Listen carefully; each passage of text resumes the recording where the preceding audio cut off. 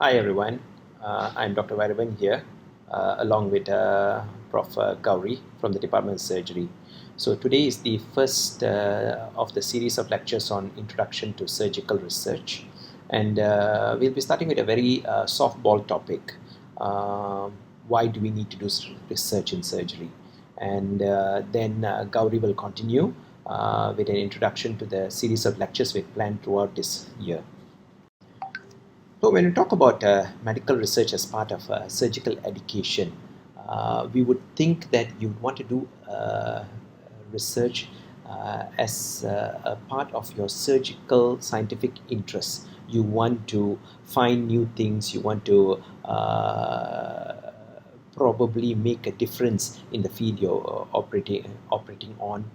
You want to contribute to the acquired medical knowledge, and you definitely want to understand research and statistical methods as well. Of course, there's also the more important reasons to learn research, and that is to critically appraise evidence-based medicine as well as to evaluate and apply this evidence-based medicine on current research. However, for most of y'all, the main reason to sit for this would be primarily as a precondition to sit for your final exams. And that is where the problem starts. When you come in with a preconceived notion that this is a waste of time and all you want to do is just complete a tick box exercise and move on to your exams because this is not important, that's when you start getting into trouble. Research is essential in surgery, as essential as learning how to operate, learning when not to operate, learning to deal with complications is equally important to learn about research. You must remember evidence-based medicine is part and parcel of the practice of medicine. And when we talk about evidence-based medicine, we are talking about conscientious, explicit, and judicious use of current best evidence in making decisions about the care of the individual in your under your care. And surgeons require fundamental understanding of the hierarchy of research evidence, study methodology, and a critical appraisal of the health research literature. Otherwise, how are you going to decide one intervention is better than the other, one minimally invasive approach is better than the other open method? You need to learn how to evaluate that paper in depth to decide whether that paper makes sense and whether you're going to accept that evidence and you're going to change your practice because your patient's life and recovery may depend on that. Before we go into what I think is important about research, you must remember the milestones. The milestones basically are the target we set for all graduates in their research progress. And usually, this milestone has been specifically developed for the Masters of General Surgery. However, it's equally applicable to peds surgery and neurosurgery or any other surgical fields. And most of y'all would be starting your research at the end of your Part 1 exam. So in general surgery, that's at the end of 6 months. In peds surgery and neurosurgery, it's at the end of 1 year. And at that point, we'd expect you to have already approached your supervisor would have been appointed. You approach your supervisor, discuss with them the topic or area of interest, as well as what are the kind of topics you might want to explore. You must remember this is an iterative process. That means the process repeats again and again. You find a topic, you do literature review, you look at the feasibility, you go back to your lecturer or your supervisor, they change certain concepts, you go back again, redo the literature review. At some point you might find that it is not novel enough or not interesting enough or not feasible. You might want to change the topic. So you need to get started early. Of course, our evaluation is every 6 months, so I divide these milestones into a 6 monthly. And year 2 is when, in the beginning of year 2, bracket 1 means in the beginning of year 2, we expect you to do a proposal defense. That means you must already have your project proposal, methodology, and feasibility ready. By mid second year, you are expected to have completed your literature review, ethics approval, and sample size calculation. By the beginning of third year, you must have your ethics approval done and started your data collection. Most of third year is spent on data collection and probably some early analysis. And data collection is expected to be completed by the first part of your fourth year. If you are actually not started your data collection by year 3 or not completed it by mid year 4, you're in trouble. Okay, because there is not enough time then. You have to complete your data collection. You must have done your analysis and preferably and hopefully come up with a first draft of your thesis by the beginning of year 4. In the Master of General Surgery, there's usually a pre-final presentation in the mid-year assessment in year 4, and finally the final defense and submission of thesis dissertation is done 3 months prior to exam. This differs for other specialties.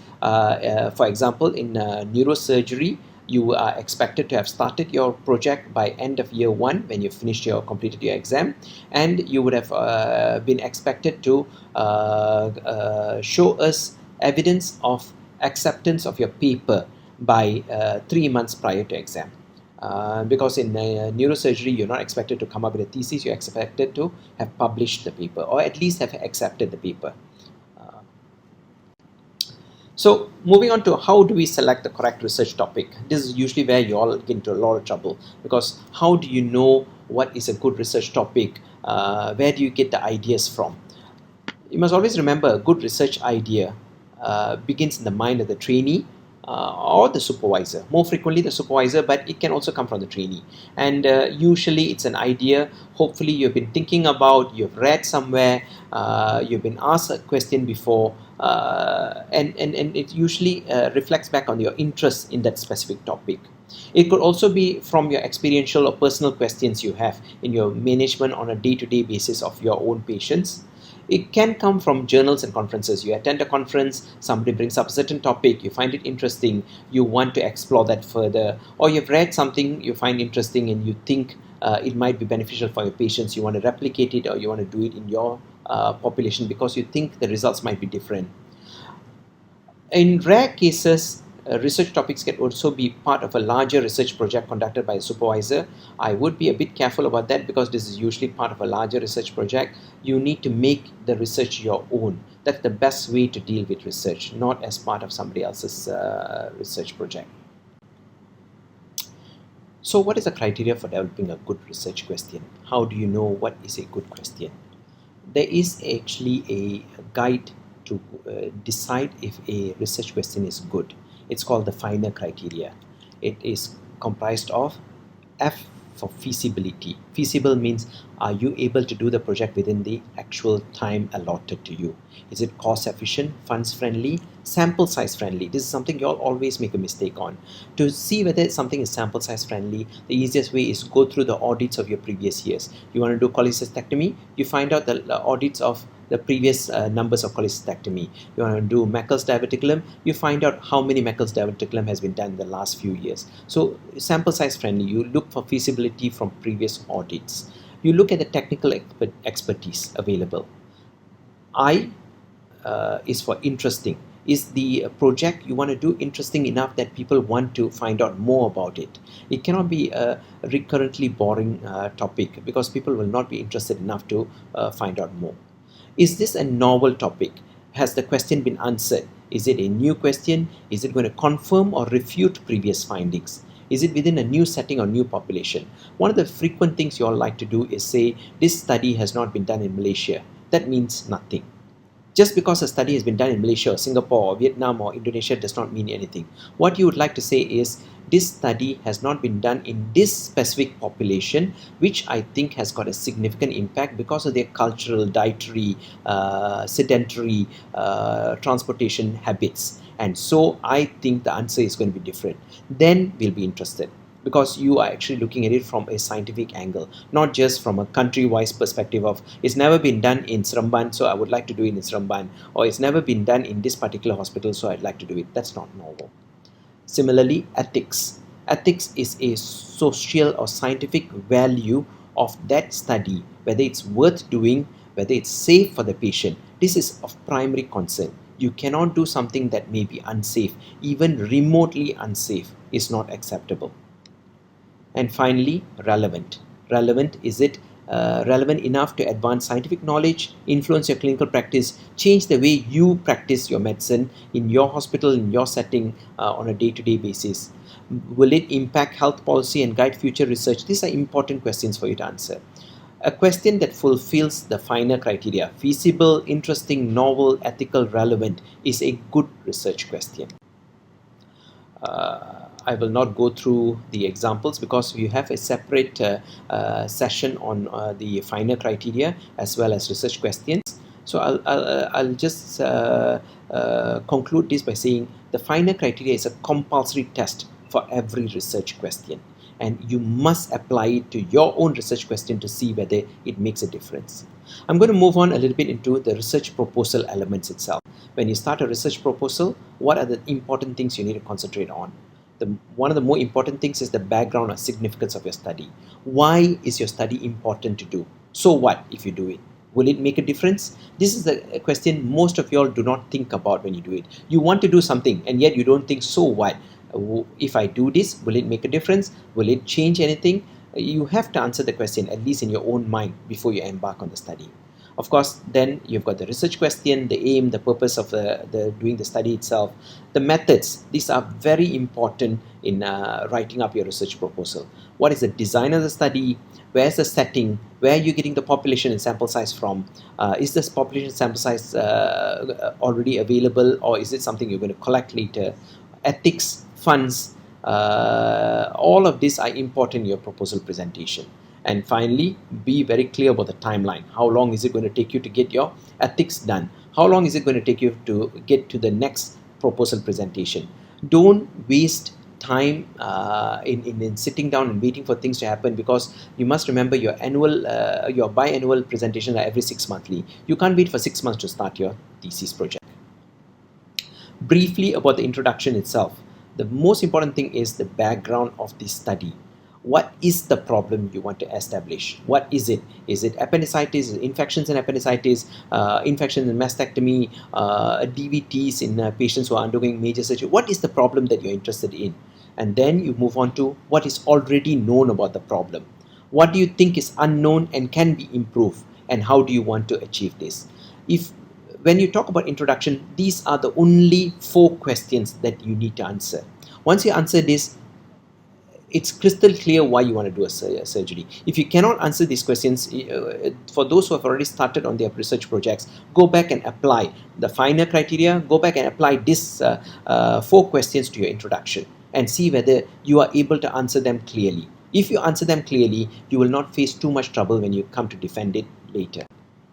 And again, research question, as I said, we will have a separate session on research question, but the primary idea here is to identify what is the problem you want to investigate, and you want to write down the problem as a simple question. I would like to understand, or I would like to investigate the number of patients who will develop bile leak subsequent to a cholecystectomy. So you have to be very clear about the research question. And remember, the research questions are always reflected in your objectives. You don't want too many research questions, you don't want too many objectives, because you will have to answer every question in every objective. So try to keep it to one research question, which will translate to one primary objective and one secondary objective. If you really want to, 2 secondary objectives, not too many. A good research question allows the target population to be clearly identified. It guides appropriate choice of the study subjects. It is able to identify the outcome variables very clearly, and it is able to determine what type of study or what type of study design is needed to answer the questions. And finally, the research question will suggest the best way for you to collect the data. It should influence the number of study participants, the research question, because depending on the research question, you will be able to tell how many study participants, what's the kind of sample size you're going to need. All studies must have a consort flow diagram. All studies, irrespective of whether retrospective, prospective, systematic reviews, all of them must have a consort diagram. There are various different types of consort diagram for different studies, and that's what you have to identify and come up with. You must tell us how many of these patients were assessed for eligibility, how many were excluded, why were they excluded, how many were included and allocated, how many were lost to follow up. All of these are usually available in your consort diagram, and this is the easiest way for you to sell your idea across to your assessors that you have been meticulous in collecting your data and actually studying them and analyzing them and giving us the accurate numbers necessary for us to believe that your data makes sense. When you do a research project, the easiest way to identify the methodology is the PICOT criteria. PICOT criteria tells you that you need to identify the patient population or the problem, what is the intervention you'd like to do, what is the comparator. Not always you have a comparator, but when you do, what is the comparator, and what is the outcome that is needed in that particular study. And finally, it's the timeline taken to complete the research project. Earlier I said the finer criteria for research question, and you use the PICOT criteria for developing the methodology itself. An example, just a quick example, a randomized control trial of conservative versus surgical management for acute appendicitis. What do you think the patient population would be here? Think about it for a minute. The P, or the patient population, should be patients with acute appendicitis. Next would be the intervention. What is the intervention here? Is it the surgical management or is it the conservative management? The intervention is actually conservative management, because what you're trying to do now is you want to see the randomized control trial of conservative versus surgical management. So in this case, conservative management is the intervention, while surgical management is the comparator. And what is the outcome? You have to be very clear about the outcome, and in this case again the outcome would be resolutions of symptoms or reduction in symptoms, and that's basically what you're looking for as a design for a study of this nature. Moving on, you want to look at the Gantt chart. This is very, very important. It's related to your timeline. What you're basically trying to do is you're trying to relate the timeline to your conduct of study itself, and this is a good way for you to keep track of whether you are on time, whether you are falling back, whether you need to talk to your supervisors about fallback plans, etc. So this is a very important aspect of your study as well. Meeting your supervisors. When you first meet your supervisors, please don't go to them with nothing. Don't go and sit down there and say, I don't know what to do. You go there with at least a list of appropriate research topics so that your supervisor knows that you're interested enough. You have to discuss your timeline with the supervisor. You have to tell them, I finished my exam, I'm in my second year, I'm in my third year, I need to complete this, and I am here now, I'm not here now. You have to weigh yourself against the proposed timeline to know where you stand and how urgent it is for you to proceed. You must vet the proposal with the finer criteria before you actually present it, and try to meet your supervisors regularly. At least every 3 months. Don't meet your supervisors 2 weeks before the proposal defense or the annual assessment and tell them, can you please go through quickly. The supervisor has got more important things to do, and it is your duty and responsibility to get hold of the supervisors. You must remember they are surgeons, busy surgeons. They may not be available, which means you have to keep on calling them, talking to them, getting in touch with them, sending them emails, reminders, WhatsApp, whatever.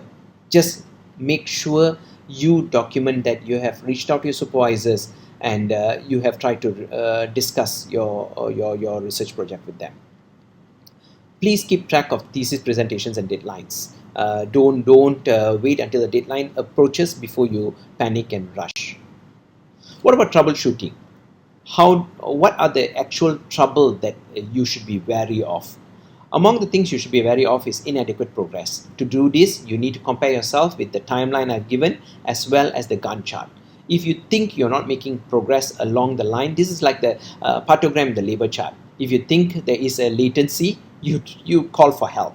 You ask for help, and that's what you have to do. Okay, and if you're unable to complete the task on time, especially literature review, data collection, analysis, write-up submissions, then you know you're in trouble. Of course, there are other issues that do prop up which we need to sort out. That includes poor research standards, poor English, plagiarism. Plagiarism is absolutely unacceptable. You have to quote, cite, tell us where you're getting your data from. Do not copy line for line. And of course, there's the perpetual permanent problem, which is unable to complete the thesis on time, which goes back to your feasibility. If your project is not feasible, you will not be able to do it. Start off assessing your feasibility and deciding whether the project will work before you decide to jump in. Always have a backup plan, especially if you think you're running into trouble, and discuss recurrently with your supervisors as often as necessary. If you do need help, where do you seek help? Your first point of stop would always be the research supervisor. But of course, you do have your clinical masters coordinators for general surgery, for pediatric surgery, for neurosurgery. You have the department research unit itself, which will help if you approach them in an appropriate way with appropriate time. You can't come to the research lecturers and ask them 2 weeks before the exam, can you sit with me and go through all this with me? As I said, everybody has got their own work. You have to make an appointment much earlier, and preferably with your supervisor present. You sit down and discuss issues. Supervision is the duty of your supervisor, not the research lecturers. Please do remember that. You can also get help from the research office as well as Library and Institute of Postgraduate Studies, but your primary stop is the research supervisor. You have to go back to them when you have any trouble. So in summary, to devise a good research question, I would direct you towards the finer criteria: feasibility, interesting, novel, ethical, and relevant. And to write up a good research proposal, I'll direct you to the PICO criteria, which is a patient intervention, comparator outcome, as well as timeline. I hope this series of lectures will help you navigate this whole process of creating knowledge that will help future surgeons. And good luck in your future adventures. We can have further discussion after this once Gauri has finished her part. Thank you.